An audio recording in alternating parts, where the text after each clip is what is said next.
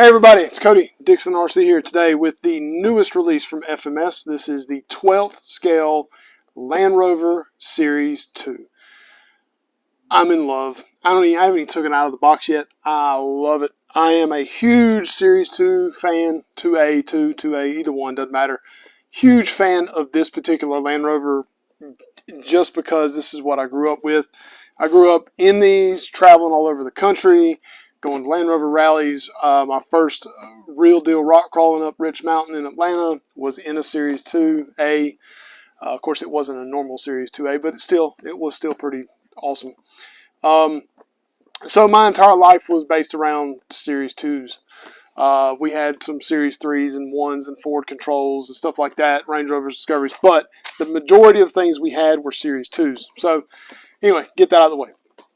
So FMS decided to release a 12th scale hard body Land Rover Series 2. I guess Land Rover decided to throw out, license for everything because apparently everybody's making a Land Rover of some sort nowadays, which is cool. I'm not going to complain at all. So normal FMS style, it's in a foam case, which is pretty cool. It's got a nice little box or a little cardboard around it that's got some story on one end. I will take a picture of the story and put it here in case you want to pause it and read it. I am not reading this entire thing. It talks about 1945 after World War II, Rover Motor Company deciding to make an off-road vehicle. Pretty much, they kind of stole some stuff from Jeep, but still, whatever. But the back of it talks about all the different stuff. It's four-wheel drive, leaf spring suspension. Oh, that's cool. I didn't know that. That's nifty. Tailgate can be opened. The hood can be opened both doors. Super scale interior. The roof can be taken off and on. Can be run either way. You get full lights, headlights and turn signals and rear lights and the whole deal like that. It is going to be a short wheelbase. It's only about 169 millimeter wheelbase, which is small. So this is the green one. It comes green, blue, and yellow. Green is the most normal color for a Rover. This yellow and blue is not really a normal color. So, all right, so I'm going to come around here. We're going to get close up of this thing, take it out of the box. All right, let's take this thing out of the box. But first, let's look at the surround that came on it. This is on the back side. Shows all the different things. Shows the different colors. Front shows all three of them. And then this one side here is very informative. Like I say, I'll take a picture of that. That'll be on the screen earlier. Alright, so I haven't taken this out of the box yet. I don't know what it's going to look like. I hope it's going to be great. Oh, it's so good.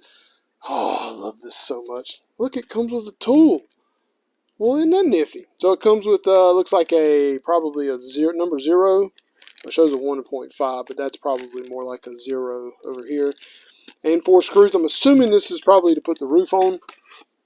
Then you get a piece of a windscreen. Yep, that's a windscreen. Then a cab for just a pickup cab instead of the full cab. That is nifty. I love it. I love it. I love it. Just the normal junky fly sky. Well, I guess this works. It's not bad, I don't reckon. Some more tools. Or not a more tool. A wheel nut tool. And then a charger. And then a sticker. Oh, no, not a sticker. Qualified certificate. Alright, so let's take this thing out. Oh, it's got a grill on the front of it. Alright, so I'm going to move that. I'm going to take the windscreen down, put that out of the way. I'm going to close this box, and then I'm going to move this down here.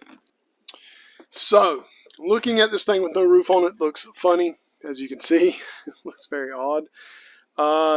They did pretty much nail the hubs in the center here. The rear ones did look like that. The front ones did kind of look like this as well. Let's look at some of the front. So you get a Series 2. What denotes Series 2 to Series 3 is where the headlights are located. 2 and 2As are in the center in the grille, or radiator support, whatever you want to call it.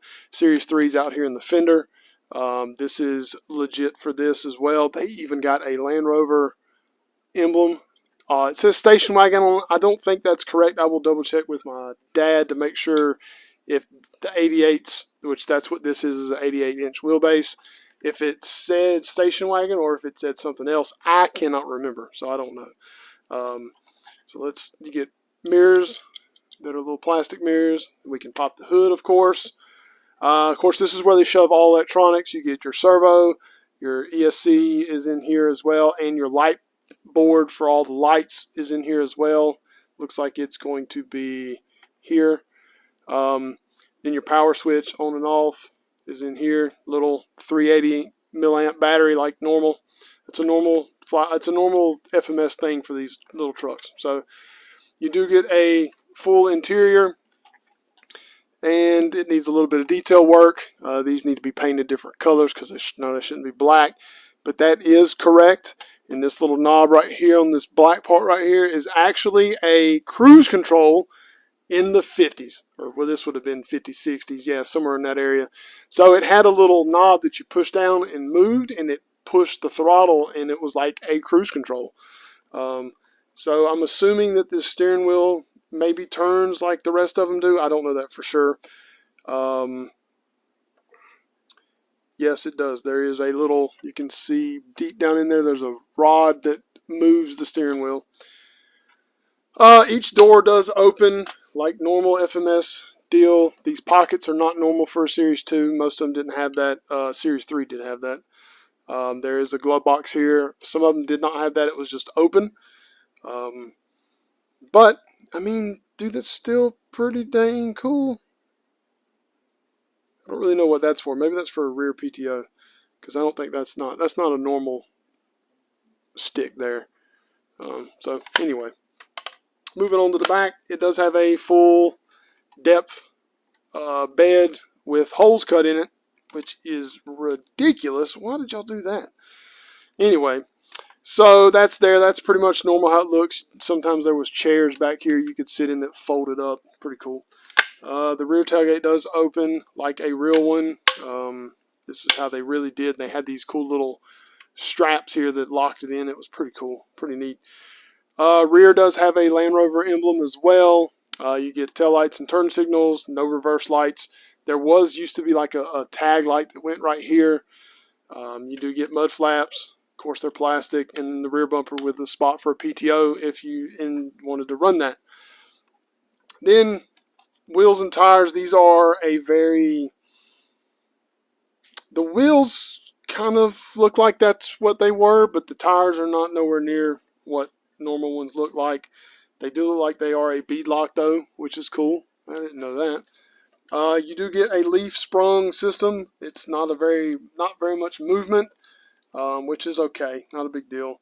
Forward motor, transfer case. You know, these do look like they're metal drive shafts, as you can see there. Do get leaf springs with lots of leaves in it. You can see there's multiple in there. I mean, there's not a super drop transfer case either. That's pretty not bad. I mean, can't beat it. That's pretty good. Front bumper looks like a normal one with a spot to crank. That's a spot for a hand crank. You'd shove that in there and crank on it and crank the car if you wanted to. Pretty wild that they did that back in the day. Very, very hazardous to everything. So we were talking about this is an edit from later on, talking about what this stick was here. This is legitimately a PTO, basically a lever for PTO for the back or the front, either one, I guess it could be. So let's put this thing together. So you get a windscreen, and it looks like it just, of course there's no instructions, so you don't know what in the world to do.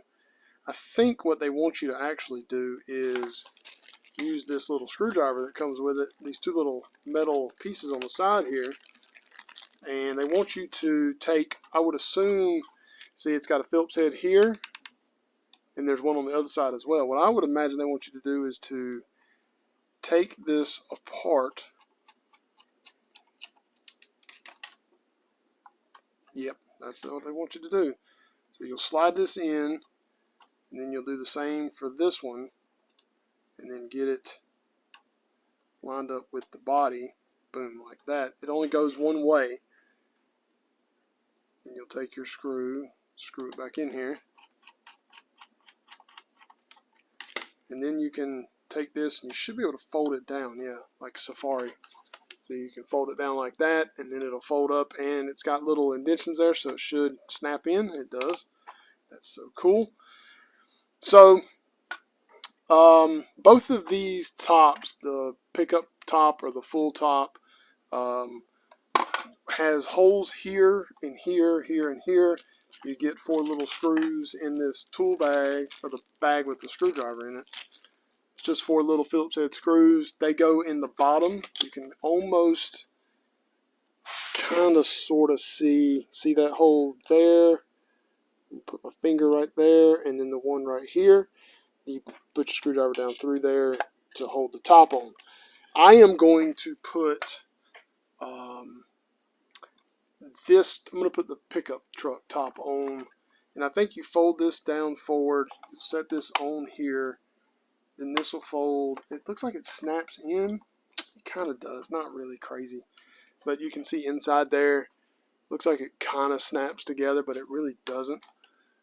So I'm going to put these 2 screws in real quick, and then, so I do suggest trying to go find a little 2mm screw, screws here. That did work, but it doesn't work. It's very strange. I'm trying to see if I can get this to start in here. The only other ones I have are some like 2x10s. These are going to be way too long. Alright, so the 2x10 actually works. Barely. It almost seems like it's too long, but if you do it by hand with a little tool, I think you'll be okay. The biggest, this is a .050 for like 24 scale stuff. The biggest thing is to find the correct spot, the hole for it to go in is the toughest part, because you can't see in here, of course. You can kind of see the hole, but you kind of can't. And you just got to slowly do it by hand. You feel it grab the actual top. I'm going to get my little tool out here. A little more grip.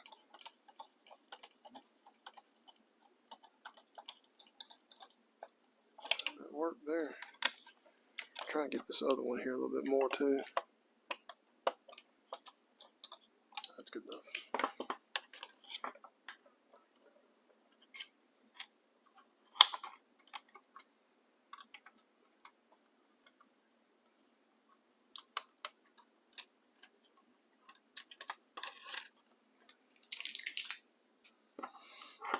Alright, so got the top on, the little single Safari top. That is definitely cool. I love it so much. I cannot wait to drive this thing. I don't know where I'm going to drive it. I don't really have anywhere to drive it that's conducive to show it off as well as I want to. But man, that is so rad. So cool. So these are listed on the website. If you're watching this video and I don't have them in stock, add your email to see when they come back in stock, because if these first 3 sell out, I will order more. So that's it. And thanks for watching, everybody, and we will see you next time.